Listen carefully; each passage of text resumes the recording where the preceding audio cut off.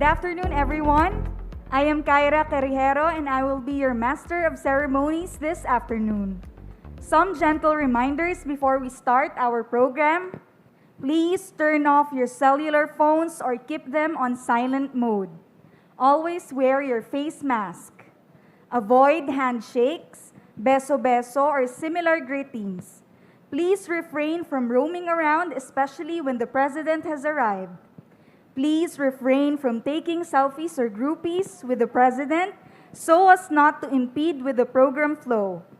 Only official photographers and accredited media personnel are allowed to take pictures and videos in designated areas.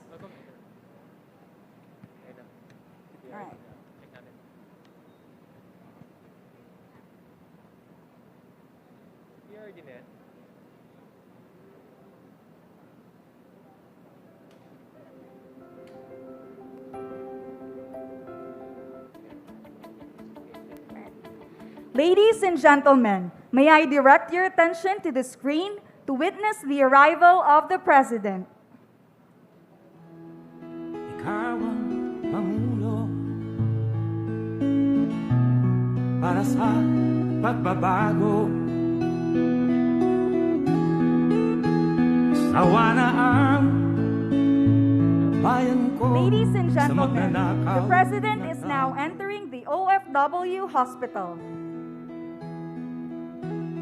We are witnessing the President as he leads the inspection of the OFW hospital.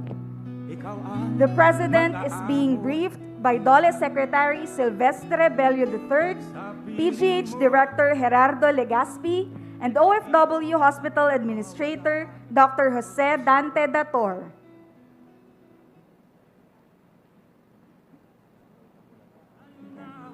Pilipinas.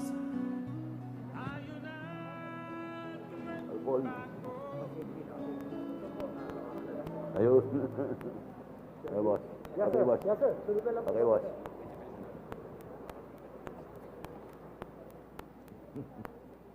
Siyempre. Boss. The President is accompanied by former President Gloria Macapagal Arroyo, DOH Secretary Francisco Duque III, Senator Christopher Lawrence Bongo, OWA Administrator Hans Leo Kakdak, Executive Secretaries Sa piling mo, di ko mawawala ang korupsyon.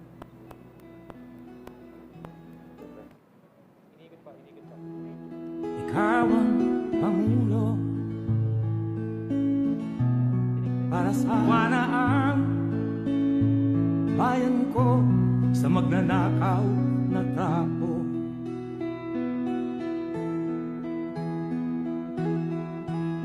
Madilim na kahapon, ikaw ang mag-aahon. Sa piling mo, di ko mawawala ang korupsyon.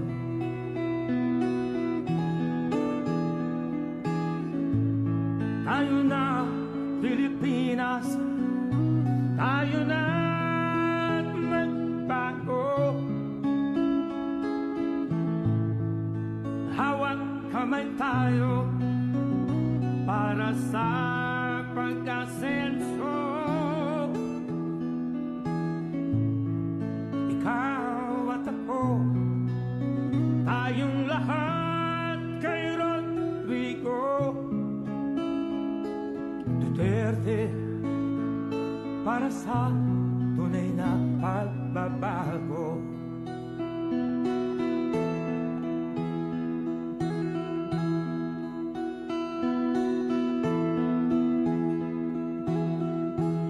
Masdan mo ang paligid,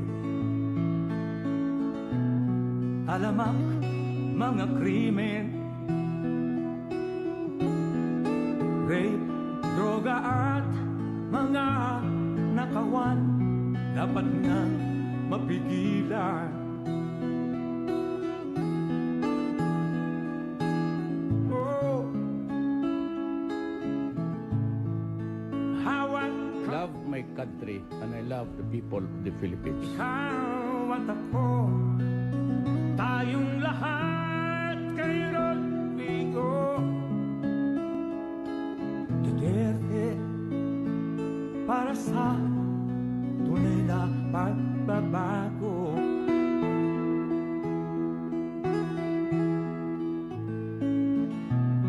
Para sa pagbabago. Sawa na ang bayan ko sa magnanakaw na tao. That concludes the tour and inspection of the OFW Hospital. Nakahapon, ikaw ang mag-aahon sa piling mo. Di ko mawawala. Ladies and gentlemen, the President of the Philippines, President Rodrigo Roa Duterte. Ikaw ang pangulo para sa pagbabago. Sawa na ang bayan ko sa magnanakaw na tao.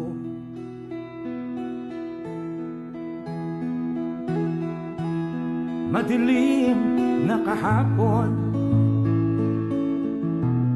ikaw ang mag-aahon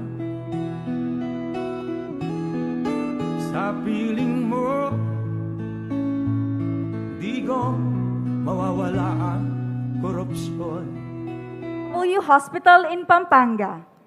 To formally begin our program, may we invite Pampanga Vice Governor Lilia Nanay Pineda for her welcome remarks.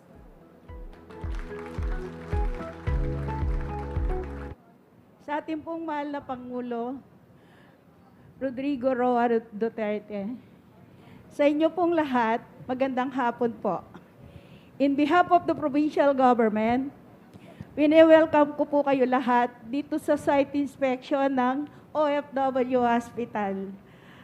At mahal naming Pangulo, nagpapasalamat po kami pong mga Kapampangan, sa mga tulong at binigay niyong mga proyekto dito sa aming probinsya. Alam ko po, nasa puso ninyo ang pagmamahal sa mga Kapampangan. Maraming salamat po.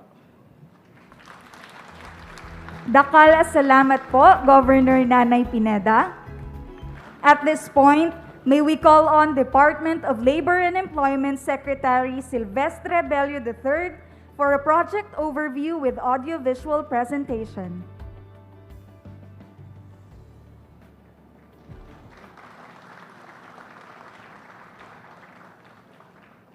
Ladies and gentlemen, standing before you with might and beauty is the 7-story OFW Hospital, heartily dedicated to our unsung heroes to provide you a well-deserved medical and diagnostic services. I can't thank enough all the donors and partners for making the OFW Hospital truly a Duterte legacy. Together, therefore, let us now witness the humble hospital story through this audio-visual presentation. The Duterte administration.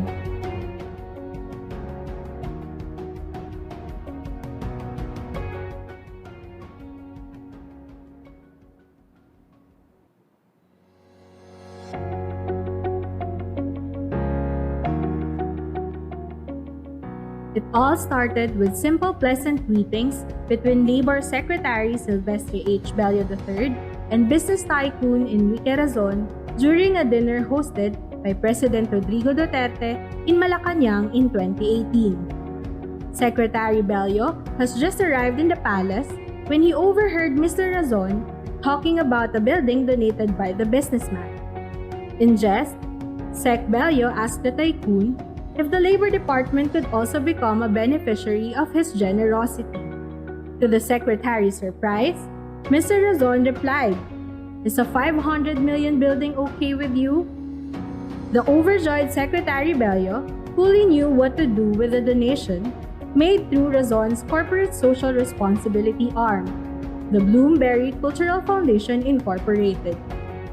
He has been eyeing a hospital for OFWs, a project conceptualized with fellow public servant Undersecretary Renato Boy Ibarle. With the fund needed for the construction of the building on hand, the next requirement is the land where the hospital will rise. As if Lady Luck was still on his side, Sec Bello, together with other officials led by Yusek Ibarle, met Pampanga Governor Villa Pineda in the same year. To Sec Bello's disbelief, the governor donated a 1.5-hectare property in San Fernando, Pampanga. The wonders did not end there.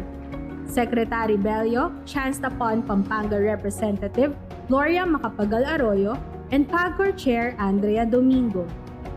On the prodding of the former president, PAGCOR donated 200 million pesos for hospital equipment. And in December 2021, President Duterte signed Executive Order 154 to hasten the completion of the hospital.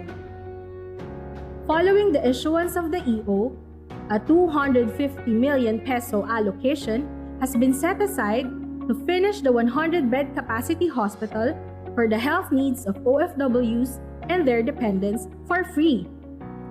Kitang-kita ko kung paano minamahal ng ating Pangulo ang mga OFW. Yan lang ang presidente na kapag namin narinig sa na nangyaring masama sa mga OFW, tinatawagan na ko agad. Siya, napaka-focus siya sa mga OFW. Nalalaman niya kung may mga nakatenga na mga OFW. Nalalaman niya na overloaded na ang mga hotels dahil sa mga OFW. Nalalaman niya na kailangan ng tuition fee ng mga anak ng OFW. Pero ng ating Pangulo. Hospital na to sabi ko nga nakatuon para sa pangangailangan ng mga OFWs at kanilang pamilya. Kaya ang layunin sa hospital na to ay mabigay ng, kung pwede, lahat ng possible services ng mga specialties na meron din sa PGH at may share dito. Mula family medicine hanggang, kung pwede, hanggang surgery. No? In effect, this is a total package para sa mga OFWs natin. Nakapaglingkod ako sa labas ng bansa ilang taon nakaraan. Nakita ko ho kung gaano po kabayani ang mga OFW at itong pagkakataong ito ay hindi ko palalampasin para ibigay ang handog at bigay ang parangal sa ating mga OFW, mga bagong bayani. Dati din akong OFW sa Qatar. 6 years ako doon. So, alam ko kung ano yung pangangailangan ng mga OFW natin na uuwi ng Pilipinas. Kaya pinili ko ring magtrabaho ulit sa hospital. Secretary Bello could only smile. What started as simple greetings with kind-hearted business leaders and public officials could turn into a lasting legacy of the Duterte administration. Thank you, Secretary Bello. At this juncture, may we call on Executive Secretary Salvador Medialdea to introduce our guest of honor.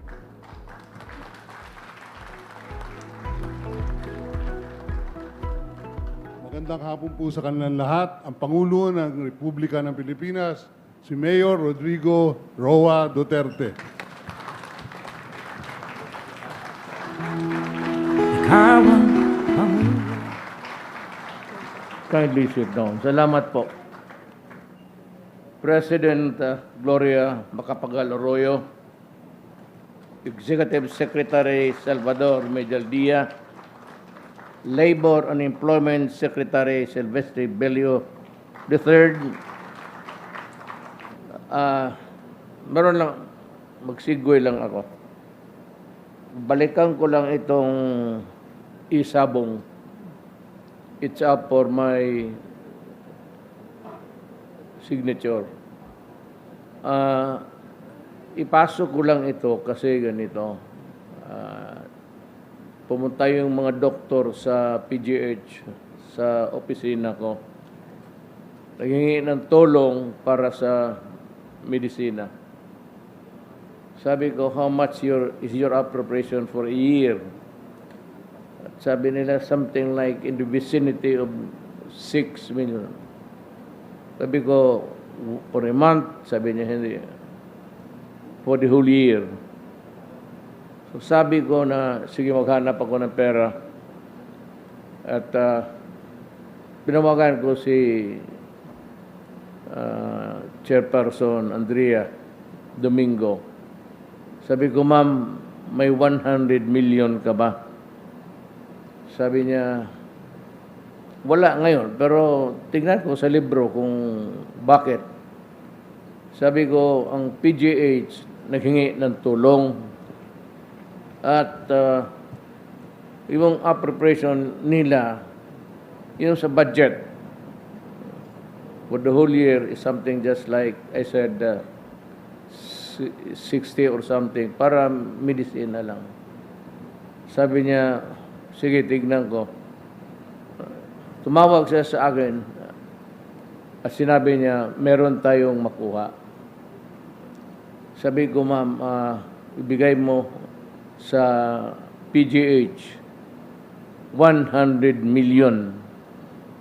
Sabi nila, a month? Sabi ko, yes. So, ang PGH, merong 100 million a month galing sa pagkor. Para sa operating, ang medisina, kasi naawa raw sila, at every time na yung mga pasyente, merong mga tawag sa atin is yung resita galing sa doktor, sabi nila na sila na mismo nga nagbibigay from their own pocket sa mga tao. O sabi ko, well, that's 100 million a month. Hindi na niya maubos yan. Nagito pala si Atty. Giran sa PhilHealth. Kaya, i-connecta ko ito sa isabong. About the only reason, the sole and only reason why we in the executive department allowed it, kasi ang estimate ni Ms. Domingo is that it would help us something like 640 million a month. That would give us at the end of the year billions. Yun lang kasi walang pera kaagad. Hanap ako at meron tayong nakuha. Yung isabong, sabi ko sa kanila, it must be under pagkor. Lahat ng sugal dito sa Pilipinas, pagkor.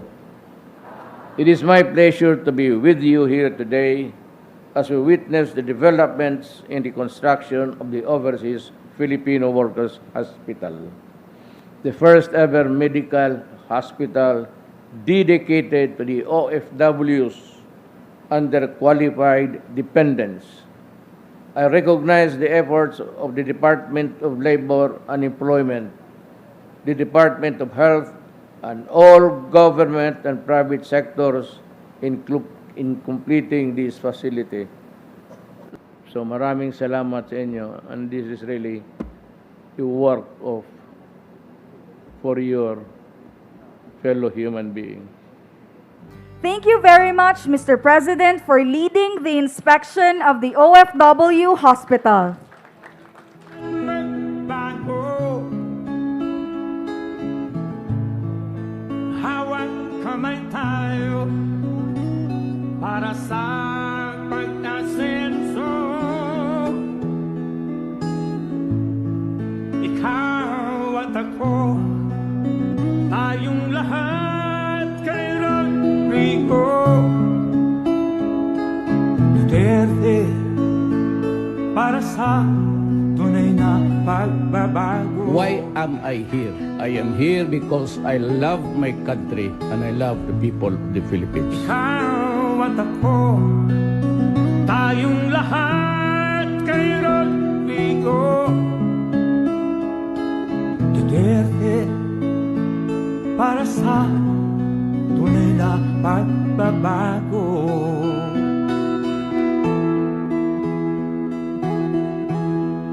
Ikaw ang Pangulo para sa pagbabago. Sawa na ang bayan ko sa magnanakaw na tao.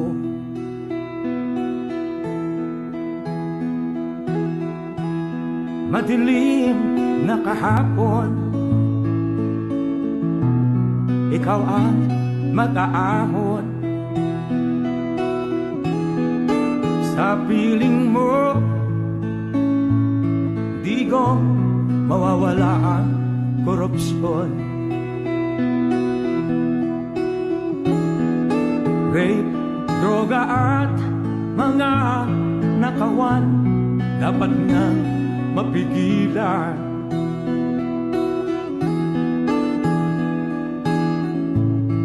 Tayo na Pilipinas, tayo na magbago.